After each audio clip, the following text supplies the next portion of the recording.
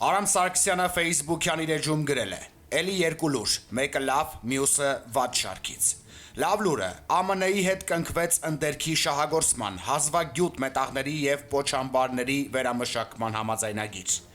Իսկ վատ լուրը Ադրբեջանում Ռուսաստանի դեսպան Եվդոկիմովը առաջարկել է միջխորհրդարանական հերթական հանդիպումն անցկացնել Շուշիում, որպեսզի ռուս գործընկերները տեսնեն, թե ինչ հսկայական վերականգնողական աշխատանքներ են կատարվել։ Այս հայտարարությունն ակնհայտ քծնանք է, որով Ռուսաստանը փորձում է սիրաշահել Ադրբեջանին, խաղալով հայ մարդու հույզերի վրա եւ հեգնելով մեզ։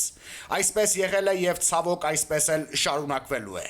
Պարզապես նախկինում, երբ ռուսները նման քայլեր էին անում, Հայաստանում Ռուսաստանի Դաշնության շահերի պաշտպանները փորձում էին դա հարթել եւ արդարացնել։ Մի դեպքում դա անվանում էին բիզնես, մյուս դեպքում պետական շահ, իսկ մեկ այլ դեպքում ասում էին, թե դրանք Ալիևի անձնական կապերն են, եւ Ռուսաստանի Դաշնության նախագահը նման մոտեցում չունի։ Հիմա էլ կամ կլռեն, կամ կրկին նույն հիմնավորումներից մեկը կներկայացնեն։ Նրանք փոխվելու ունակ չեն, որովհետեւ իրենց հնարավորություն տրված չէ։